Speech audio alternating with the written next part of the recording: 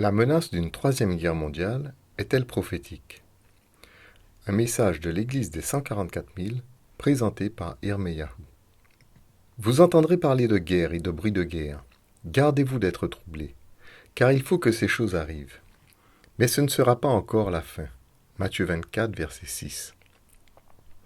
Dans les évangiles, Jésus nous donne une mise en garde contre les faux prophètes, demandant à ses disciples de ne pas se laisser troubler par les guerres et les bruits de guerre, comme si la fin était déjà là.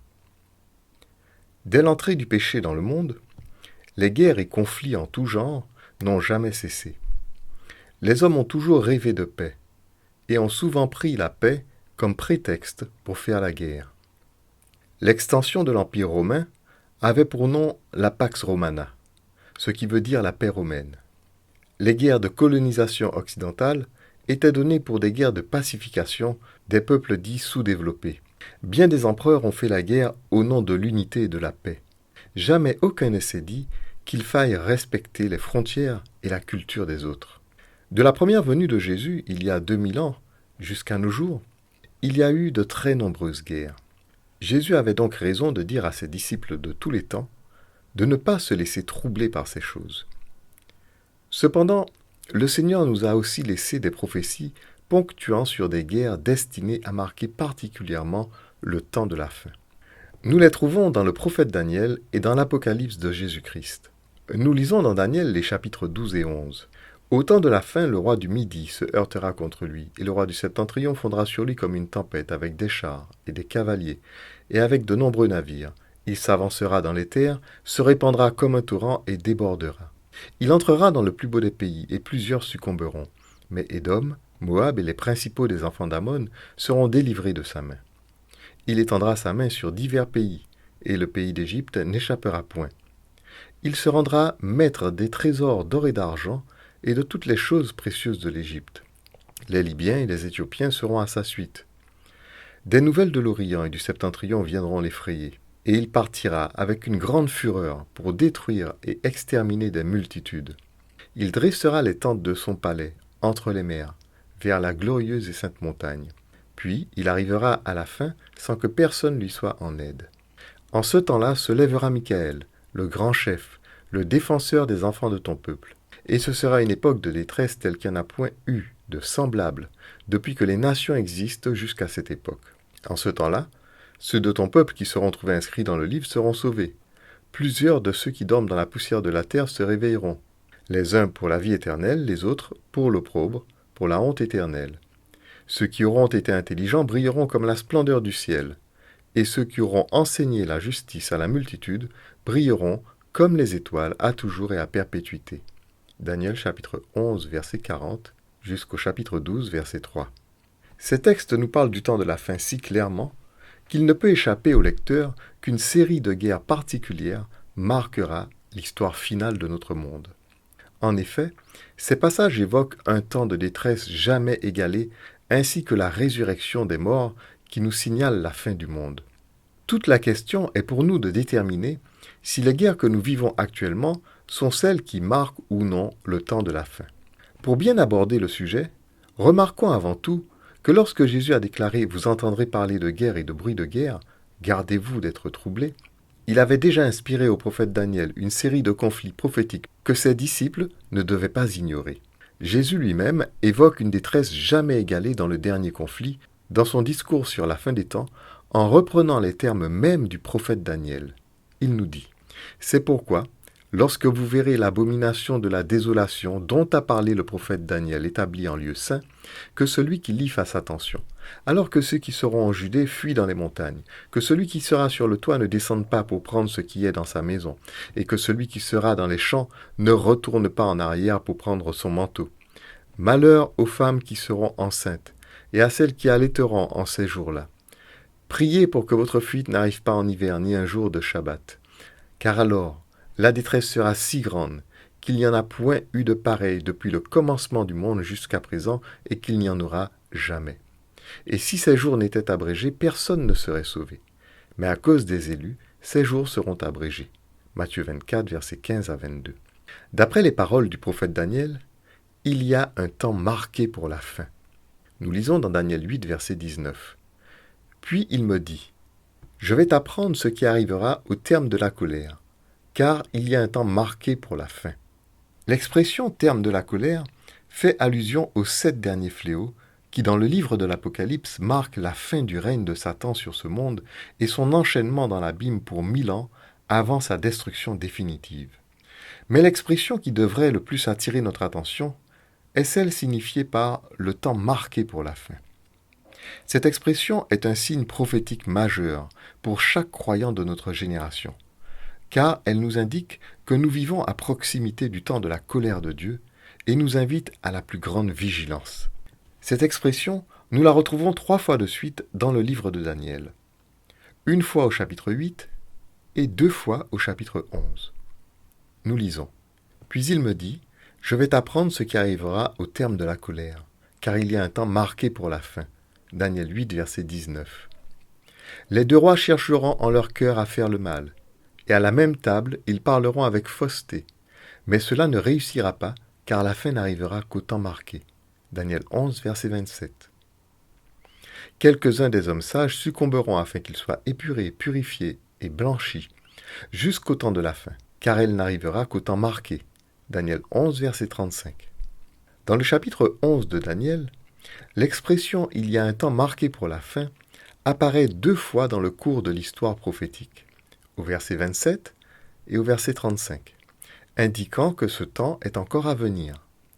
Puis, au verset 40, ce temps marqué pour la fin nous est décrit. Au temps de la fin, le roi du Midi se heurtera contre lui, lui mis pour le roi du Nord, et le roi du Nord fondra sur lui comme une tempête. Daniel 11, verset 40. C'est donc une guerre entre le Sud et le Nord qui est le signe du temps marqué pour la fin. En 1990, un événement significatif ayant tous les aspects du texte prophétique de Daniel 11, verset 40, se produisit.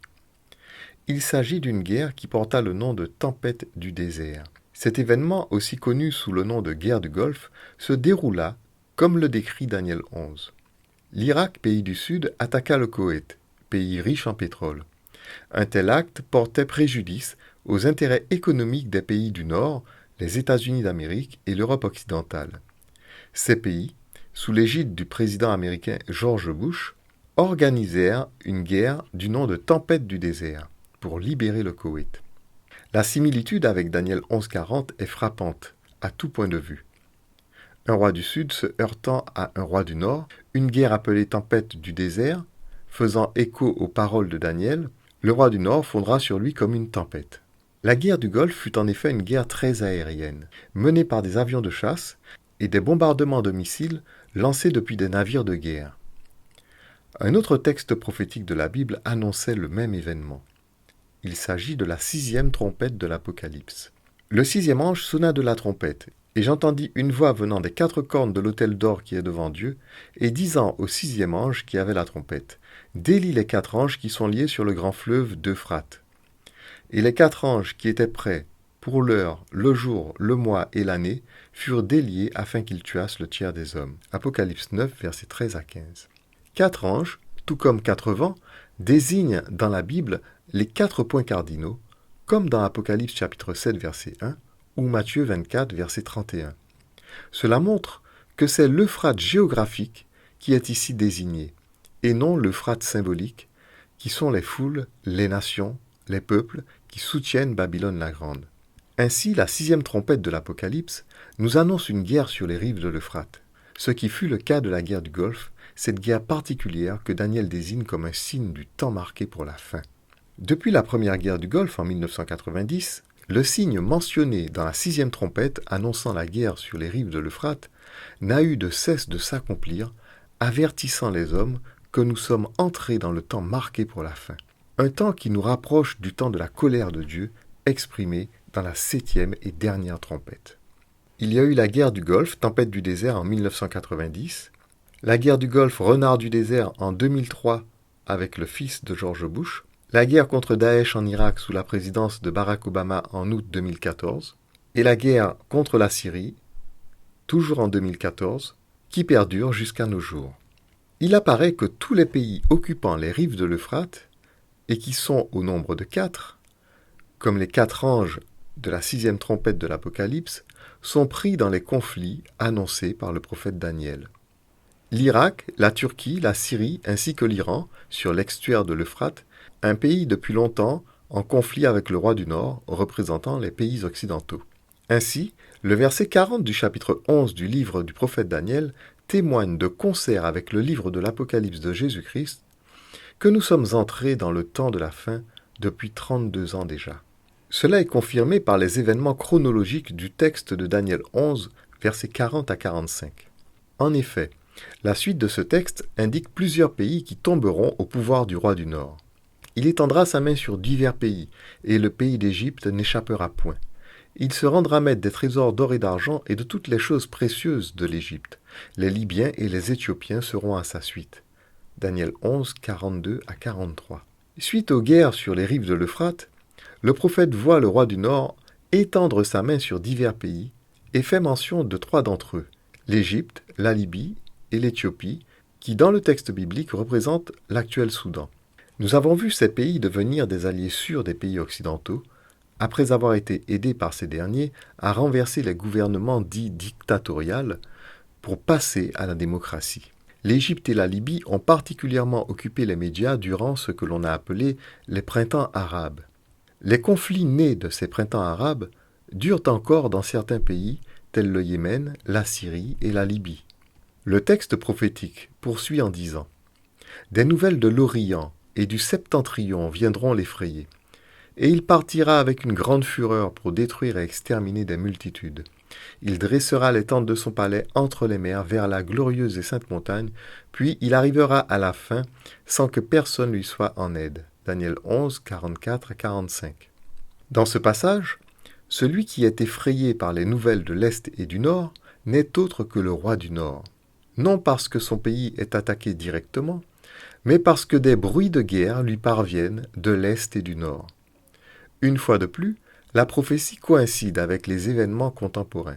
À l'Est et au Nord des pays du Nord se trouvent la Russie et la Chine, 2 grandes nations qui cherchent, comme le roi du Nord, c'est-à-dire l'Europe et les États-Unis, à maintenir leur leadership.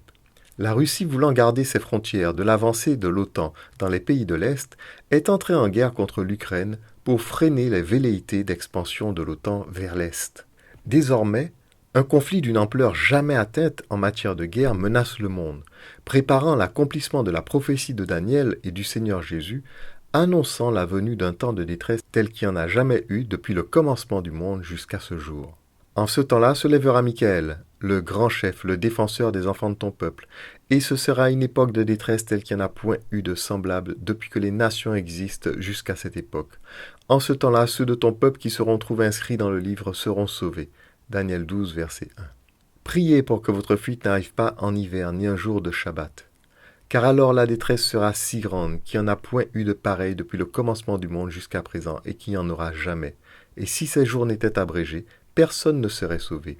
Mais à cause des élus, ces jours seront abrégés. Matthieu 24, versets 20 à 22. Le texte du prophète Daniel que nous avons lu précédemment nous dit « En ce temps-là se lèvera Michael ». Cette parole du prophète Daniel est la plus importante mise en garde de tous les temps, car elle annonce le moment où la porte de la grâce va se fermer. Le temps de détresse tel qu'il n'y en a point eu depuis que les nations existent marquera le temps où cessera l'intercession de Jésus. Le Seigneur nous a donné cette mise en garde dans les évangiles. Quelqu'un lui dit « Seigneur, n'y a-t-il que peu de gens qui soient sauvés ?» Il leur dit « Efforcez-vous d'entrer par la porte étroite, car je vous le dis, beaucoup chercheront à entrer et ne le pourront pas.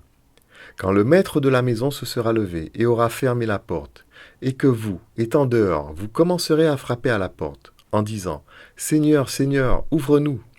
Il vous répondra « Je ne sais d'où vous êtes. » Luc 13, versets 23 à 25.